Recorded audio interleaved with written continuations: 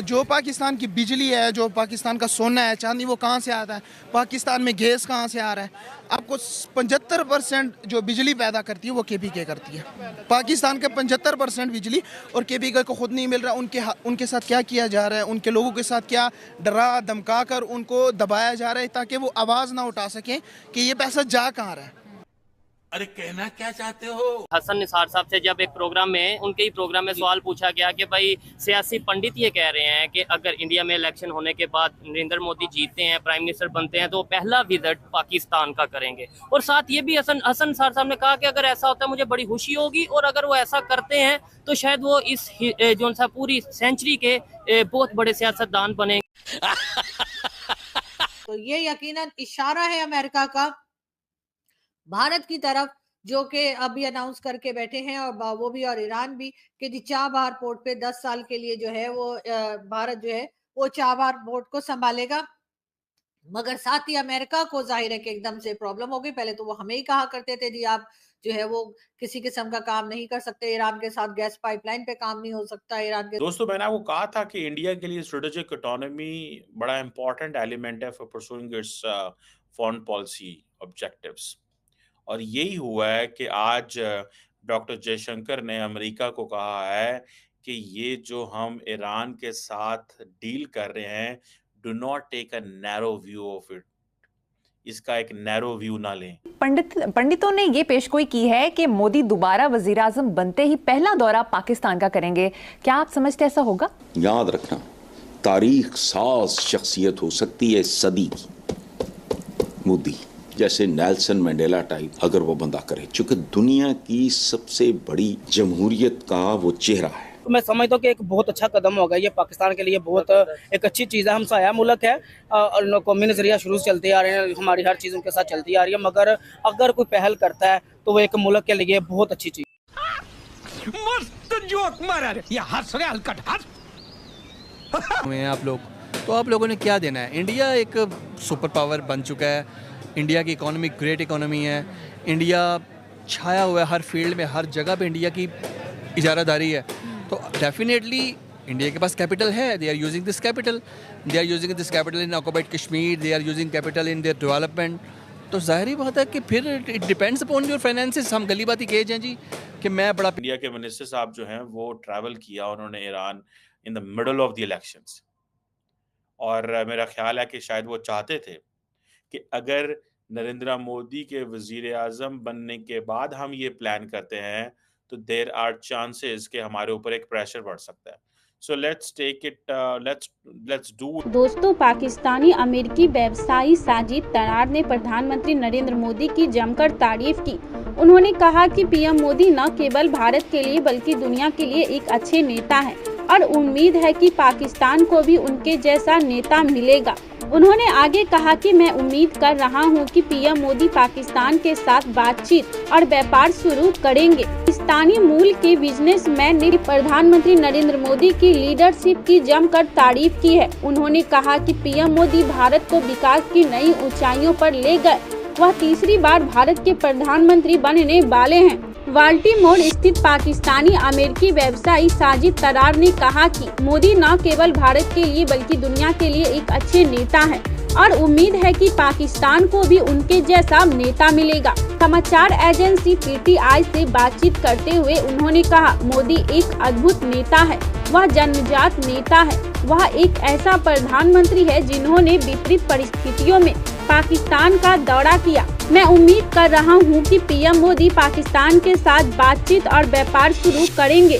तरार ने कहा कि इस बात में कोई तो राय नहीं है कि पीएम मोदी एक बार फिर भारत के प्रधानमंत्री बनने जा रहे हैं। तरार 1990 के दशक में अमेरिका चले गए थे, फिर वो पाकिस्तानी समुदाय के साथ मिलकर उन्होंने अपना व्यापार बड़ा बनाया। तरार ने आगे कहा कि यह किसी चमत्कार से कम नहीं है कि भारत में 97 करोड़ अपने मताधिकार का प्रयोग कर रहे हैं। भारत सबसे बड़ा लोकतंत्र है। मैं वहां पीएम मोदी की लोकप्रियता देख रहा हूं। आप भविष्य में देखेंगे कि लोग भारतीय लोकतंत्र से सीखेंगे। तो मिलते हैं नेक्स्ट वीडियो में, तब तक के लिए धन्यवाद। मुसलमानों के खिलाफ उसकी वजह से अगर आप कहना कि हम उनके साथ चल सकते हैं इंडिया के साथ, तो वो बड़ा मुश्किल है। आप ये कह सकते हैं कि हमें उनके साथ एक अच्छे नेबर की तरह ट्रेड करनी चाहिए तो वो जरूर करनी चाहिए। तो ट्रेड में कौन पहल करेगा या कौन, देखें ट्रेड हमारी तरफ से बंद हुई ना इमरान खान साहब के दौर में। नहीं, ट्रेड हम दोनों जानिब से कर सकते हैं, वो उधर की सिर्फ हमारे पॉलिटिशियन इमरान खान की तरफ से नहीं, उधर से भी बड़ी दफा जो है मामला जो नरेंद्र मोदी है ना वो मुसलमानों के खास तौर पे बड़े खिलाफ हैं और इंडिया के साथ पाकिस्तान के साथ उनके जो हालात है ना वो बेहतर इस वजह से नहीं हो सकते। आपने शायद कभी गौर नहीं किया, जब इंडिया के इलेक्शन हो रहे होते हैं ना, अभी इंडिया के इलेक्शन हो रहे हैं, तो इंडिया के जब इलेक्शन हो रहे होते हैं तो तब बड़े खास तौर पे ये देखा जाता है कि आप देखते हैं कि सीज फायरिंग होनी शुरू हो जाती है। ठीक है, उनके भी पॉलिटिशियंस इस चीज को यूज करते हैं अपनी आवाम को बताने के लिए कि हम पाकिस्तान के खिलाफ हैं ताकि वो वोट ले सके। और ये बड़ा बेसिक मोहरा आप कह सकते हैं, बड़ा बेसिक पॉन आप कह सकते हैं। नहीं, पाकिस्तान का जिक्र हो रहा है लेकिन सीज फायर का उस तरीके से। अच्छा मुझे बताइएगा, हसन निसार साहब को डेफिनेटली आप जानते होंगे, अभी 2 दिन पहले उन्होंने एक स्टेटमेंट, मतलब अपने प्रोग्राम में वो ये बोल रहे थे कि अगर जैसे अभी इंडिया में इलेक्शन हो रहे हैं, इलेक्शन के बाद नरेंद्र मोदी प्राइम मिनिस्टर बनते हैं, वो पहला विजिट, कुछ जो उनसे हैं वो सियासी पंडित ये कह रहे हैं कि पहला विजिट वो पाकिस्तान का करेंगे। आपको लगता है कि ये पॉसिबल है? वैसे तो पहले उन्होंने एक विजिट किया था 2014 में, आई थिंक इसके राउंड अबाउट। नहीं, वैसे तो करतारपुर जब किया था तब सिख भी आए थे ना, वो भी तो आए थे, वो भी तो इंडिया से आए थे। उनका नवजोत सिंह सिद्धू उनका जो मिनिस्टर है वो भी पाकिस्तान आया था, तो इमरान खान के दौर में भी ये बड़ा अच्छा कदम उन्होंने उठाया था। तो मेरा ख्याल में ट्रेड के तौर पर अगर वो पंडित यहाँ पे आते हैं, पाकिस्तान आते हैं, नहीं में अवाम निकलती है सड़कों पे, तो चाहिए कि गवर्नमेंट इन्वॉल्व हो जाए, अवाम के साथ इन्वॉल्व हो जाए, तो इसके बाद मतलब मसले हल होंगे।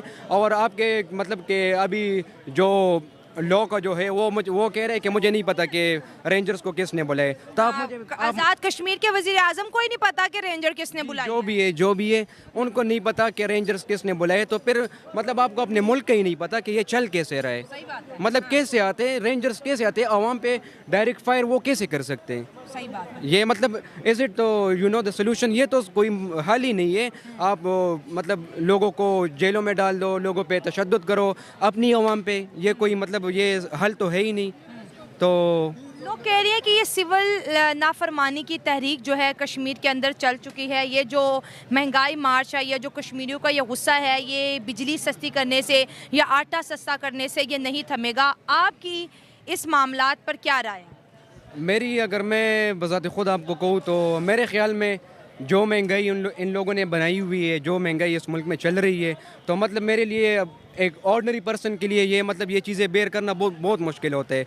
और अगर इंसान को रोटी नहीं मिलती और उसको अपनी मतलब अगर वो मतलब ज़िंदगी सही तरीके से नहीं जी सकता, तो वो तो फिर आएगा, सड़कों पे आएगा। और ये जो आपके मसले चल रहे हैं, तो कभी डकैती, कभी क्या, कभी दहशतगर्दी, ये तो होते रहते हैं। फिर पाकिस्तान की गवर्नमेंट न सिर्फ पाकिस्तान में बल्कि दुनिया के हर फोरम पे ये नारा लगाती है कि हमें इंडिया का जो जम्मू कश्मीर है, जो कि 60% बनता है रकबे के एतबार से, 30% हमारे पास है, 10% चाइना के पास, हमें वो 60% भी चाहिए। लाखों की तादाद में लोग वहाँ रहते हैं। जो हाल अब हुआ 2 चीज़ों की डिमांड पे, क्या आज़ाद कश्मीर छोड़े जम्मू कश्मीर के लोगों ने नहीं देखा कि यहाँ पर क्या हुआ? नहीं, आप देखें ये सारा तो नहीं कर सकते कि मतलब हमारे आबा अजदाद ने कश्मीर के लिए वो लड़े, तो इसका मतलब ये तो नहीं है कि सिविल डिसोबीडियंस पैदा हुआ। हर मुल्क में मसले आते हैं, और ये मतलब अगर हमारे कुछ लीडर्स हैं, लीडर तो उनको हम कह ही नहीं सकते, लेकिन जो मतलब जिनकी जो मुल्क कंट्रोल नहीं कर सकते और जो लॉ इन्फोर्सिंग बॉडीज़ हैं, अगर उनसे मुल्क नहीं चलता, तो इसका मतलब ये नहीं है कि हम कश्मीर को छोड़ दें। नहीं, हम उनके लिए स्ट्रगल करेंगे, हम उनके लिए मतलब अपनी कोशिश तो हम करेंगे, लेकिन हमें चाहिए, अवाम को चाहिए कि वो मतलब निकले, अपनी मतलब पूछे ना कि क्यों ये सारा होता क्यों है। सही बात है। इस दफ़ा इस टाइम दोस्तों मैं ये भी बता दूं कि मुजफ्फराबाद के अंदर जितनी भी जो सियासी क़यादत है, जितने भी पॉलिटिशियन है, वो मुजफ्फराबाद को बाय बाय कह के जा चुके हैं। अब बात आती है तिरंगे पे, इंडिया का झंडा आज़ाद कश्मीर में कैसे आया? वो तो पहले से आप देख ले तो मतलब